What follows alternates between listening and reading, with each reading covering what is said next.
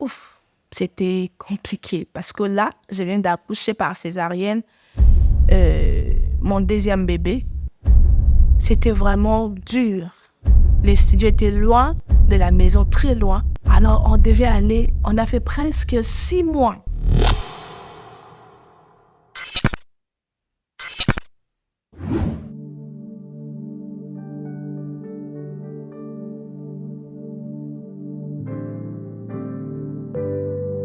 Shalom peuple de Dieu, je suis la sœur Abia Nzingetuka, mariée à M. Yannick Lokomba, mère de 2 enfants jusque-là.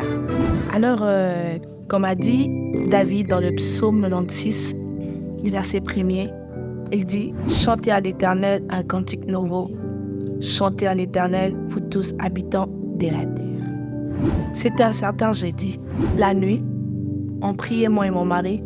Pendant qu'on était en train de prier, mon mari a entonné la chanson de Papa Alain Moloto, « Que tout genou fléchisse ». Lorsque la chanson est finie, on devait parler à Dieu maintenant.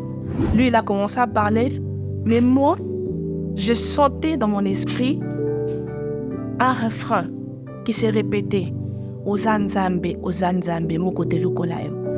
Et ça chantait et ça montait tellement fort que ça remplit mon esprit. J'ai commencé à chanter. Mon mari était touché, il a pris son téléphone et m'a enregistré. Lorsqu'on a fini la prière, nous sommes dormis. Les matins, il m'appelle. Il me fait écouter le refrain. J'étais émerveillée. J'ai dit, waouh, en tout cas, c'est très bien le refrain. Il me dit, je dois écrire cette chanson.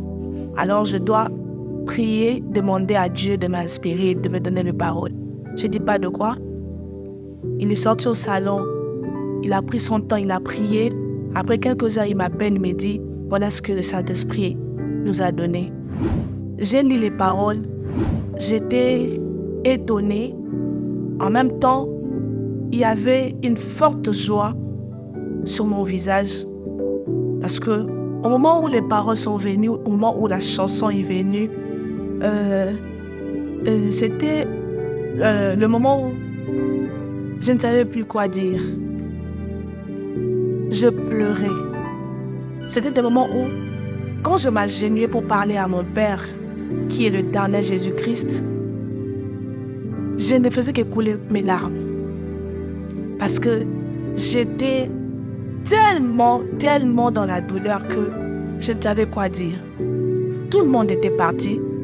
J'étais restée seule et je pleurais.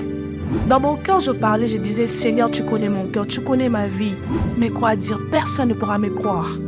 Mais toi qui vois au-delà, toi qui vois mon intérieur, tu me connais. Je pleure, je ne faisais que pleurer. Alors, lorsque je lis les paroles que mon mari avait reçues par le Saint-Esprit, j'avais dit, ça c'est une réponse venant de la part de l'Éternel. On s'est décidé d'aller enregistrer. Ouf, c'était compliqué parce que là, je viens d'accoucher par césarienne mon deuxième bébé. C'était vraiment dur. Les studios étaient loin de la maison, très loin. Alors on devait aller, on a fait presque 6 mois. Marcher là avec la plaie et tout.